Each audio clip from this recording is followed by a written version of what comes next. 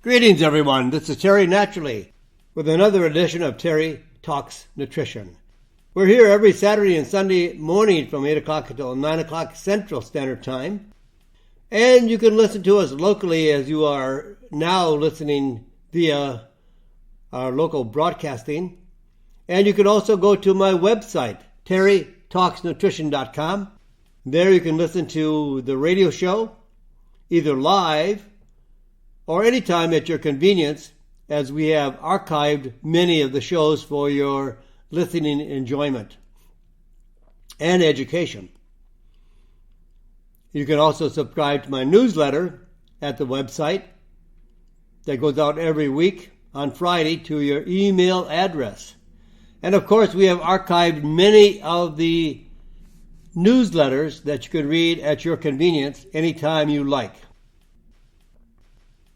So there's a lot of good information on the website, and as we always bring you really wonderful topics on our radio program. So today we're going to talk about red ginseng, what it can do for you, and why is it red and not white. All ginseng grown is white ginseng. What makes it red? And why is it important to make it red? Red ginseng. One of the oldest, I probably the oldest of the adaptogens.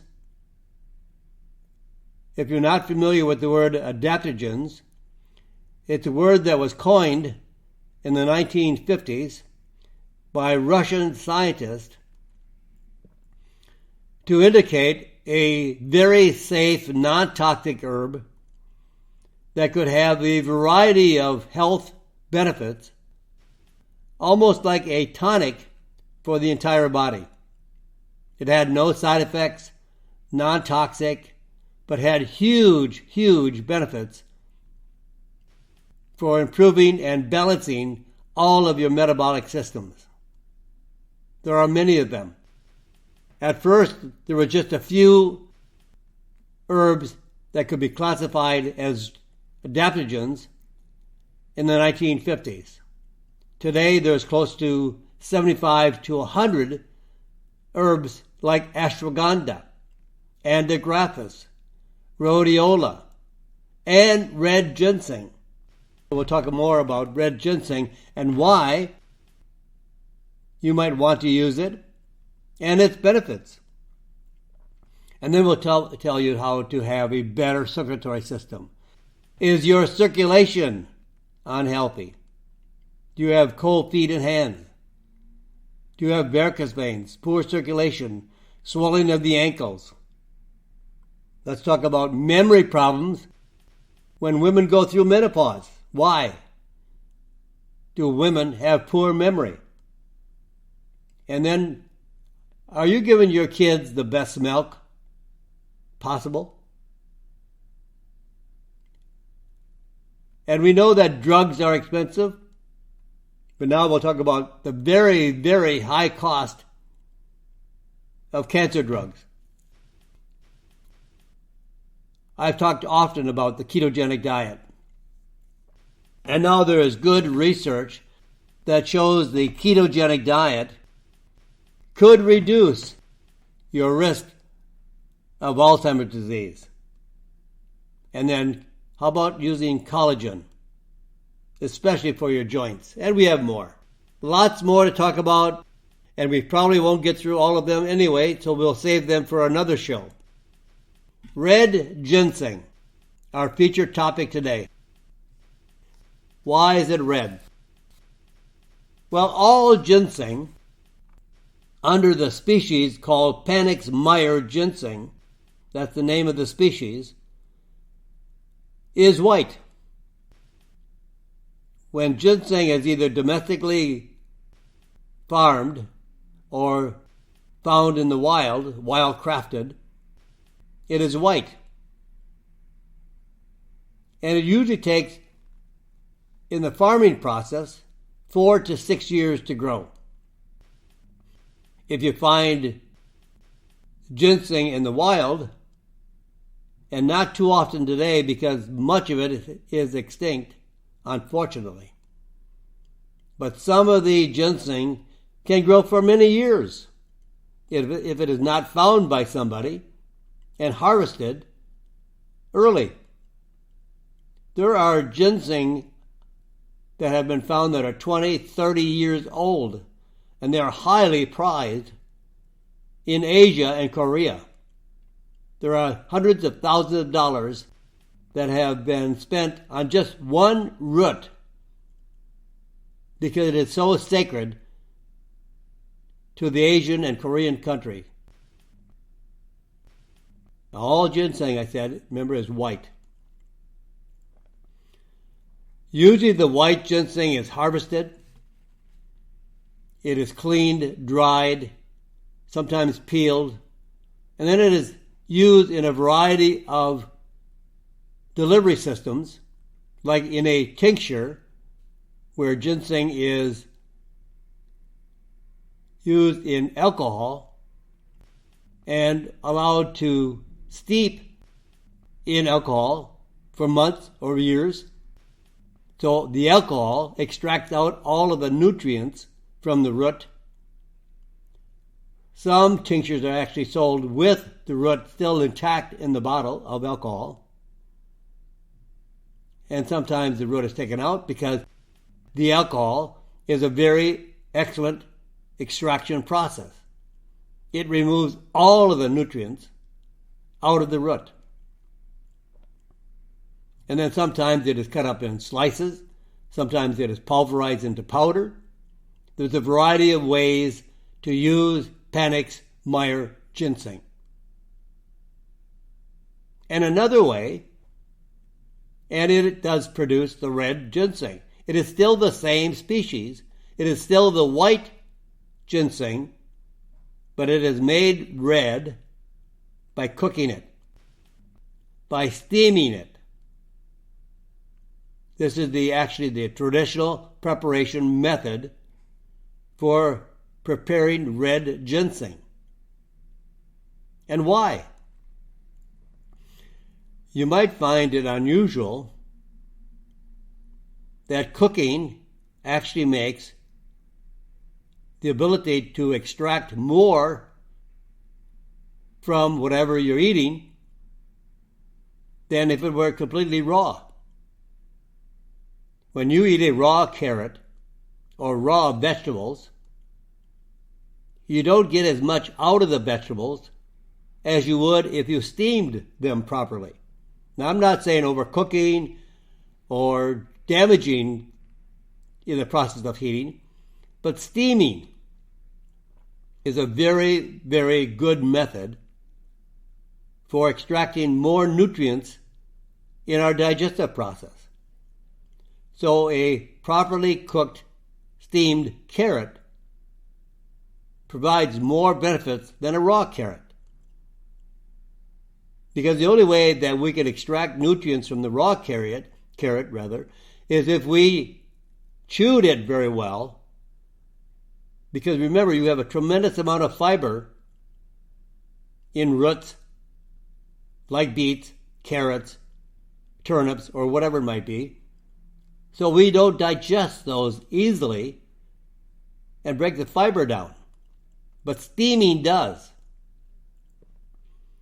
What is the method the cow uses? It chews its cud over and over again. It ferments in the stomach. So cooking is not a damaging process if done correctly. And the old Korean, Asian, traditional preparation to produce the best quality of ginseng is to steam it.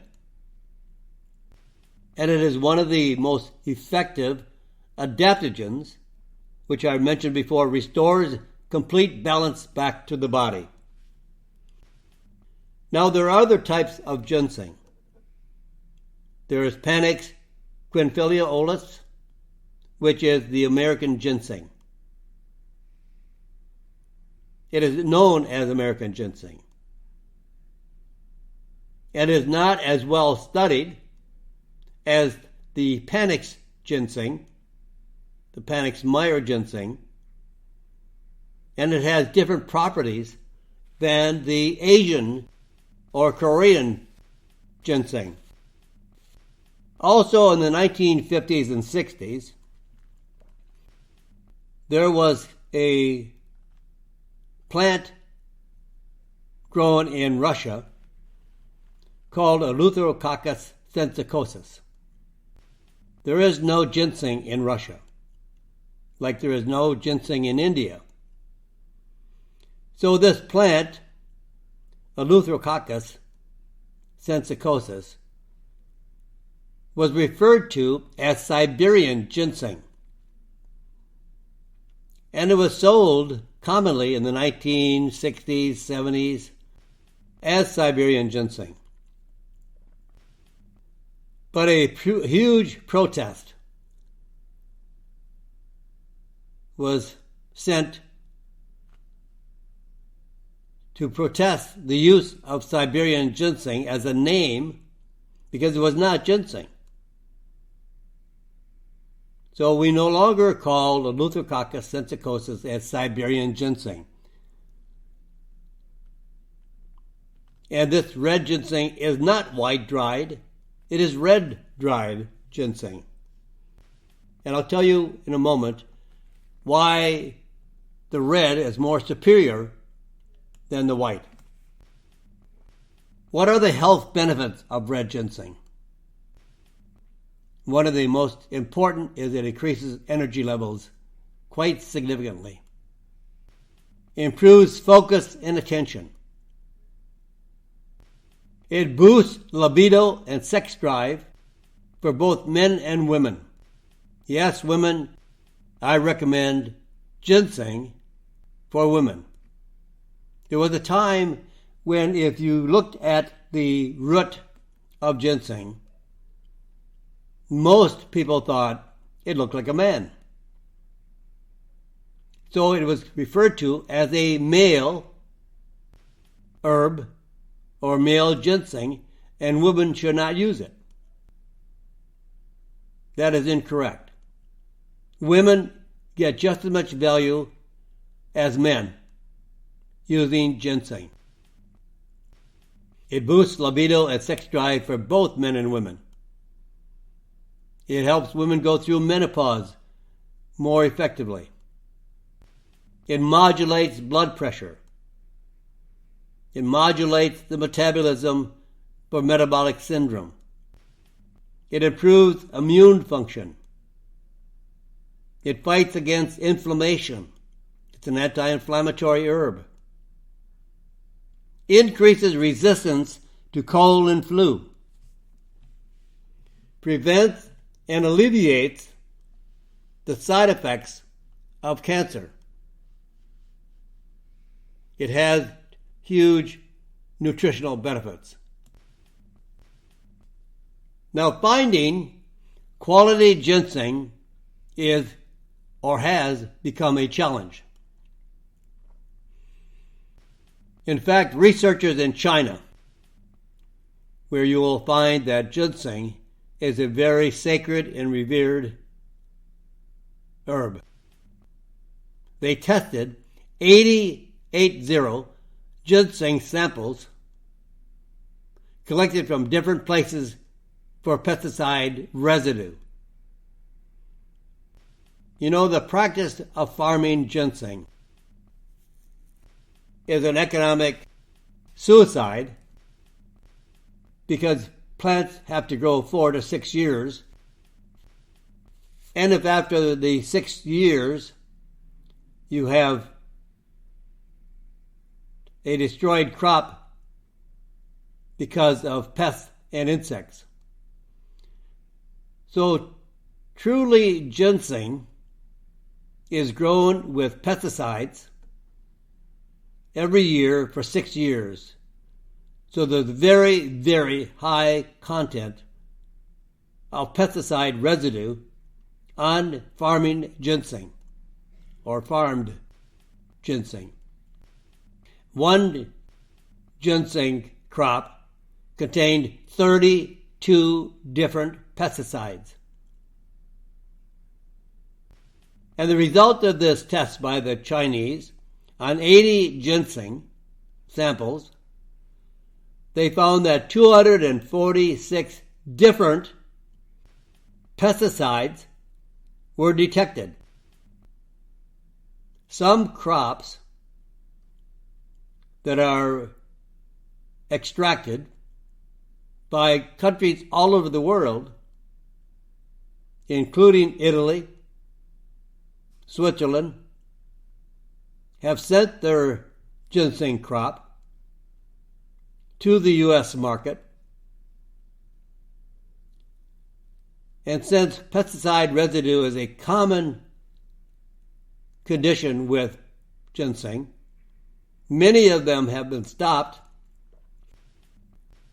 from entering the United States market by customs because of a very high content of pesticides far beyond the FDA regulations. 78% of the 80 ginseng samples were positive for pesticides. 78%. And also for a fungicide, quintazone, widely used in China. This fungicide does have limited approval in the United States for golf courses, for cotton and potatoes. So remember, pesticide residues can also be found in food, our fabrics, and if you are on the golf course, you're walking on a residue of fungicide. So how do we correct this condition of pesticide content? We have strived to look, to find, and to help you recognize a highly cultivated, clean ginseng. In my travels, I ran across a company who has solved that problem. It's a small company in Belgium that spent 10 years researching hydroponic cultivation. That means growing in water rather than soil. Hydroponic. It's grown in a laboratory, actually like in a silo of sterile hydroponic containers, which has no exposure and has no need for pesticides, fungicides, herbicides, or any chemical solvents or chemicals at all. The optimal conditions to produce high concentrations of noble gissenicides. Now, why do I say noble? Noble gissenicides. Gissenicides, generally speaking, are the key compounds that we derive the health benefits when consuming ginseng. Now, there are many gissenicides. Ginsenosides. Ginsenosides. Ginsenosides. They are called classic, regular, common. And these, in turn, hopefully in our gut, by our bacteria, friendly bacteria, probiotics, convert the classic ginsenosides into the noble. And the noble ginsenosides are rare. We may not convert them. We may not be able to make the noble ginsenosides. These are the powerful, biologically active compounds in ginseng. But by growing them hydroponically, something magical happens. They have no understanding why it happens. They're researching it, but they have no idea why growing in sterile hydroponically conditions, it actually increases the noble ginsenosides by a factor of 7 times. This is unbelievable. And it's equivalent to traditional 20-year-old wild harvested ginseng. And it's only grown for 1 year. They can feed it the nutrients that it needs, not having to use chemicals or solvents or pesticides or fungicides or herbicides. It is a highly qualified ginseng for a variety of conditions. Here I'd like to share with you a couple of clinical studies, and this one is to improve focus and attention. 50 healthy individuals with high levels of stress, primarily occupational stress. Everyone took each one in turn hydroponic red ginseng called HRG80. This is a very specific hydroponically grown red ginseng. Another group of patients took white ginseng or placebo. So there are 3 groups of people in this study. One group took the red ginseng, HRG80. Another group took the white ginseng that was not steamed or cooked to make it red. And another portion of these participants took a placebo. No one knew what they were taking. And then with a 2-week washout period, they changed.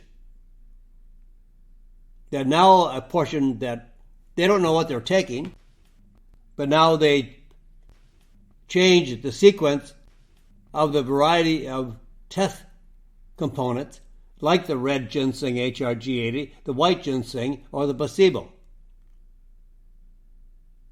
While each using one of the others, the subjects took a standardized test to evaluate their memory, attention, stress reduction, energy levels, and the ability to concentrate in the morning after a day's work. The results of this study: improvement in attention and focus was seen just after the very first day of taking red ginseng. Energy levels could also be felt increased the very first day of taking. But scores got better throughout the 12-day trial. And there was no improvement seen for the white ginseng or the placebo. Red ginseng is far superior to white ginseng, but it's far more superior when it's red ginseng and hydroponically grown. So this has a huge advantage for your health. And welcome back, my friends. We're back here with the second half of our program. We're here to the top of the hour. So stay with us. We have a lot more to go over. We'll try to cover as much as we possibly can. But we always have tomorrow, because I'll be back again from 8 o'clock till 9 o'clock Central Standard Time. And we have many, many shows to come in the future. And you can always stay abreast of the news on health and nutrition by subscribing to my newsletter. Go to the website, terrytalksnutrition.com. There you can listen to the radio show, live or on demand, at your convenience. And you can also subscribe to my newsletter or read the past newsletters that are archived in the e-newsletter section. So let's talk about your circulation. Help for poor circulation can be easily obtained. What are the signs that you should look for that might indicate that you have a circulatory problem, that you need better circulation? Cold hands and feet, or numb hands and feet, swollen ankles, puffy ankles, swollen legs, primarily from your calves down, muscle cramping, pain in the calves or buttocks when walking that does not go away with rest, called intermittent claudication, when blood flow through the body is slowed or blocked. It can cause and lead to major problems such as heart attacks or stroke. So what is the best solution? Well, I've done a lot of research and looked at a variety of plants, fruits, and herbs that might give us the best improved circulation. And it always comes back to one of our good friends, grape seed extract. Grape seed extract can improve many of the underlying issues leading to poor circulation.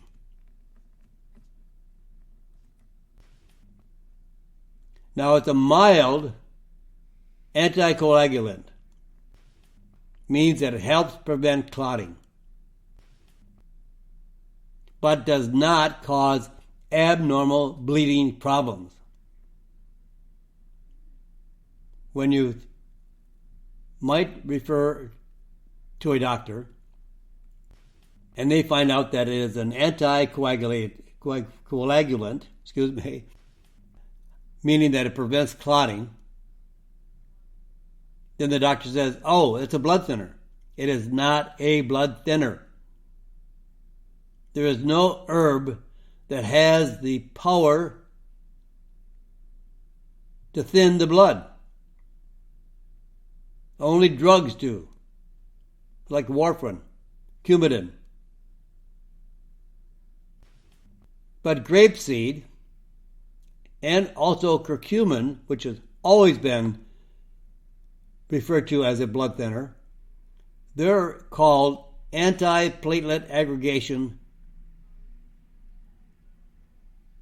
inside their ability to break down clots and prevent clotting, but it is not through a mechanism of thinning the blood. It is a different mechanism of action that prevents the red blood cells from getting sticky and clumping together, not by thinning the blood. It is not a blood thinner. Grapeseed extract restores blood clotting activity to normal levels in a model of poor circulation. Grapeseed extract restores and reduces proper inflammation and oxidative stress that damages veins and arteries. In a study of grapeseed extract, reducing the plaque in the arteries. Now our arteries lead to many important functions in the body, particularly the heart and the brain. right? Heart attacks and strokes. So how do we reduce the plaque in the arteries safely and naturally? In a study with grape seed extract, reducing the plaque in the artery, that means opening up the artery, more ability for the blood to flow. In a year's time, in a 1 year time, that sounds like a long time, right? Why would you want to take a product for a year, right? Why would you want to spend money for a year, right? Well, you have to remember that poor circulation and plaque in the artery didn't come with you at birth. When you were at birth, you had wide open arteries. But over time and damage, the internal diameter of the artery, the endothelium, adds more plaque. So the artery diameter gets smaller and smaller and smaller, so less blood goes through, which carries oxygen and nutrients. But when taking grapeseed extract over a 1 year period, reduced the plaque by 35%. Drugs don't do that. Drugs thin the blood. Grapeseed extract takes out the plaque out of the artery, which allows more blood to flow through. Now, in this study, one group of patients or subjects took grapeseed extract and reduced on an average of 35% of the plaque in the artery. That's huge. The other group of controls, they did not take grapeseed extract, and in that 1 year period, they actually added 9% more, I should say, to the plaque. So they got worse, and those that took the grapeseed extract got better. So grapeseed extract reduces inflammation, oxidative stress that damages the veins and arteries, prevents vascular leakage, both in the arteries and the capillaries, that lead to spider veins and varicose veins. Actually, people have sometimes they say they have a floater in their eye. That is blood. That floater is a speck of blood that is seeped out of the capillaries in the eye because the capillaries have become weak and fragile and they're leaking. And we see this quite often in elderly people who have a lot of black and blue marks on their hands and forearms because the capillaries are just under the skin. And as they break and cause leakage of the blood, we see more black and blue marks on the hands and arms. We can prevent vascular leakage, capillary leakage, and the ensuing spider veins and varicose veins. Whenever you feel that you have heavy, tired legs, that is one of the classic signs of varicose veins. You may not see them, you may not feel them. They're internal. But if you complain of heavy, tired legs, and you can't wait to get home to put your legs up on the end of the sofa, or some people actually put them up the wall, so the blood can flow back to the heart. There is a very excellent combination of nutrients that can restore proper circulation. And that is a combination of grapeseed extract with other extracts of pomegranate, P5P, which is the biologically active form of vitamin B6, magnesium, and the biologically active form of vitamin B1. B1, B6, magnesium with pomegranate extract and grapeseed extract can improve your circulation quite significantly based on scientific studies. All right, ladies, the next one up is for you. Menopause. There are many other complications with menopause other than just hot flashes and night sweats. And one major is the loss of memory. Many women with severe menopause and not a correction over a long period of time can have severe memory problems during menopause, along with brain fog. And here's a study. 443 women were followed for about 6 years each as they transitioned from perimenopause to menopause. Each woman was tested throughout the study for memory, attention, learning ability, learning skills.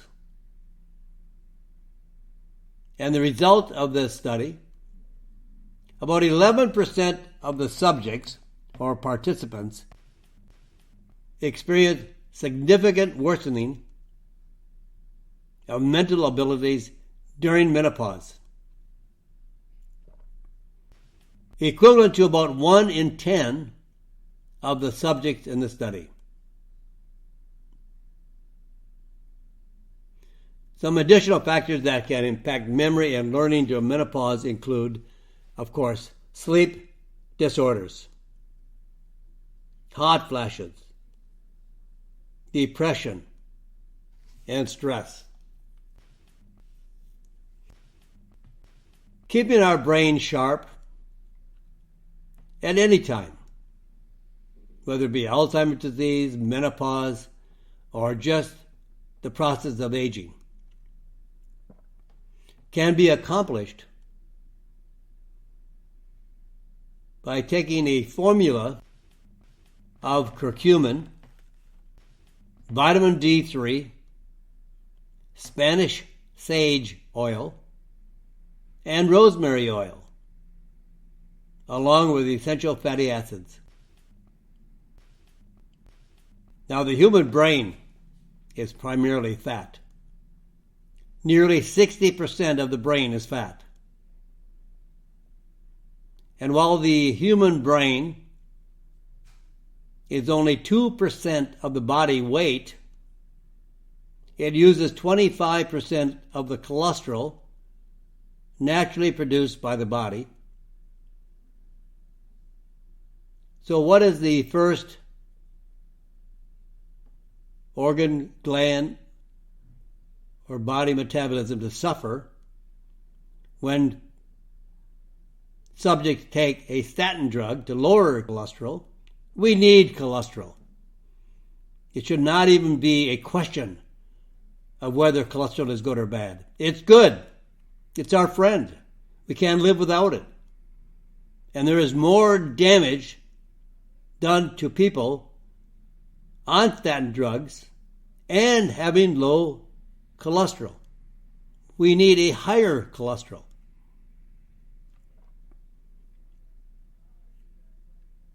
So, reduced intakes of omega fatty acids, omega-3, is linked to increased risk of dementia, Alzheimer's disease, and a recent study found that increasing omega fatty acids in older adults, such as more omega-3 to omega-6 ratio, improved learning, overall thinking, and memory. Your brain needs fat. Your brain needs cholesterol. Every part of our body needs cholesterol. It is the starting and the mother of all hormones, including sex hormones, testosterone and estrogen, and vitamin D3, and including DHEA, the adrenal hormone. We're having so much great benefits. Everyone needing a higher level of DHEA.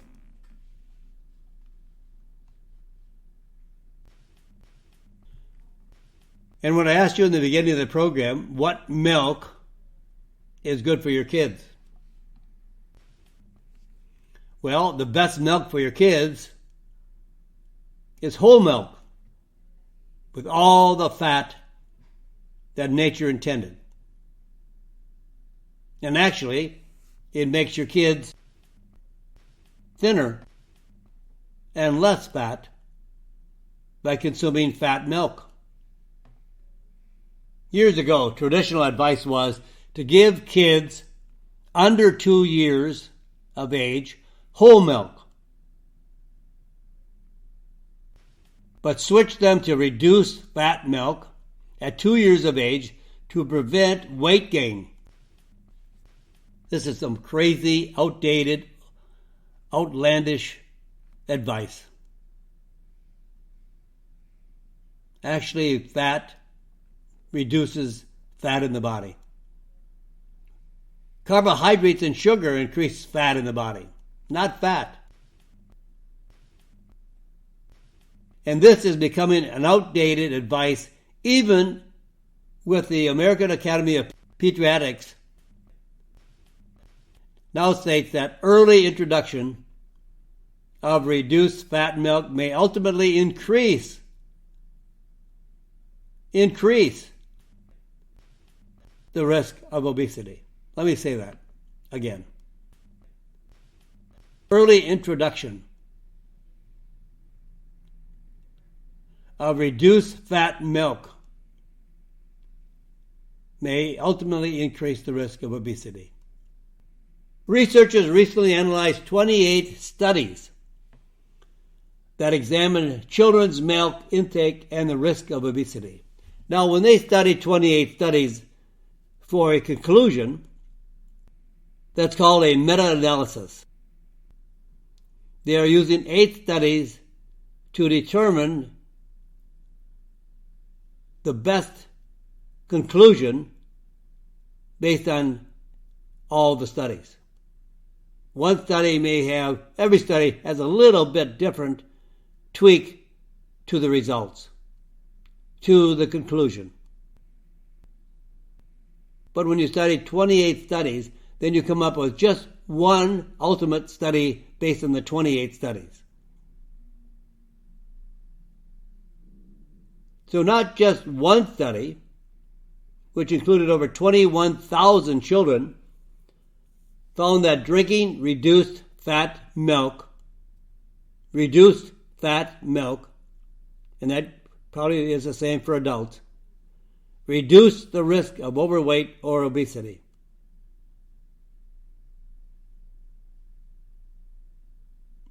"18 of the 28 studies found that children who drank whole milk, fat milk, nothing changed, were less likely to be overweight or obese. And what I said before, not one study, which covered at least 21,000 children, found that drinking reduced fat milk reduced the risk of obesity or overweight. They should be drinking what nature intended, whole fat milk. Wow. I know cancer is an ultimate challenge for many, many people today. And now the astronomical amount of money spent on cancer drugs. What a crime. And sometimes with so little to show for it. You know, in the United States, we consume 60% of all the drugs manufactured worldwide, and we are only 4% of the population, and we consume all the drugs.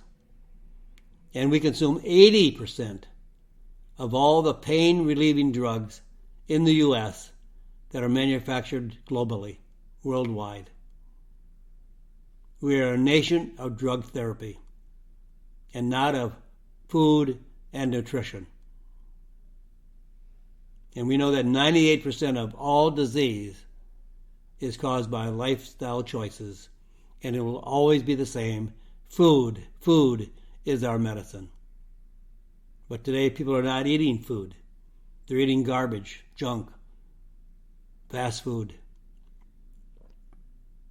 And the U.S. spends more per person on prescription drugs than any other nation.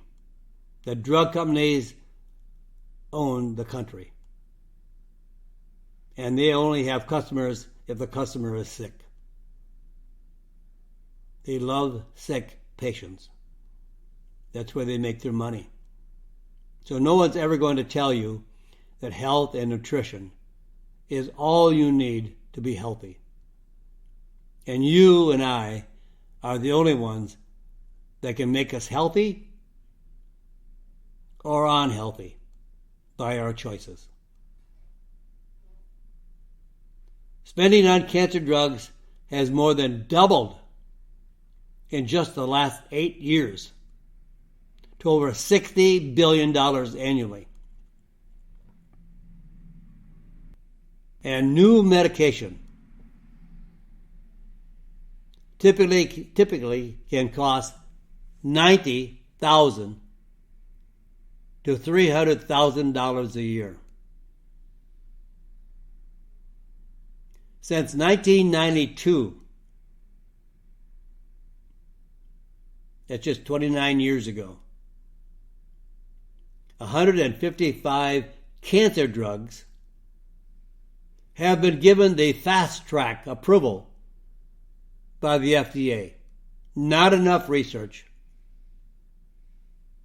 not enough evidence that they're effective and safe. But because we have so much cancer, they fast-track the drugs. Put them on the market before they're safe, before their known effectiveness. And because of that, however, they haven't turned out to be that effective. Out of all these drugs, about 20% of them have been found to extend lives only.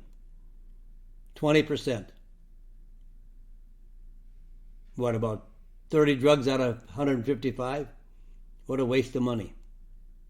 Are you taking the right ones if you have cancer? Who knows? But there are herbs now that are being studied, like antigraphis, melatonin, grapeseed extract, curcumin, that have been found to be more effective. Of course, no toxicity and rare side effects that have been more effective than cancer drugs. However, they have to be the right quality. They have to be consistent with the scientific research. And research on natural products such as these. Researchers such as Dr. Ajay Goyal at City of Hope Cancer Center continue to find new ways that natural ingredients, such as the ones I just mentioned, melatonin, antigraphis, curcumin, grapeseed, can stop cancer quickly.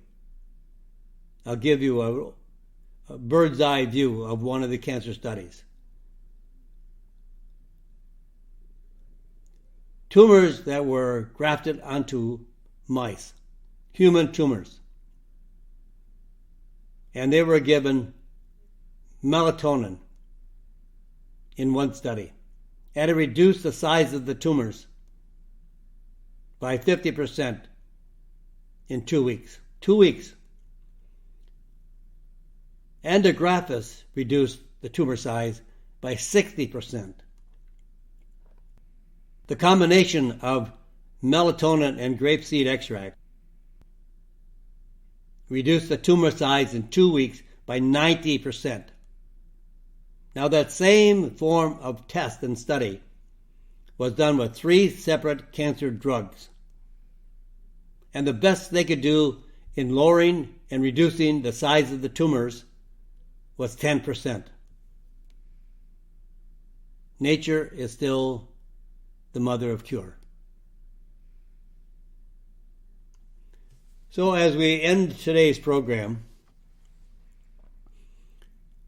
just think of what you might want to do in the future as to what may improve your health, because you hold all you need to change your health, to change your life.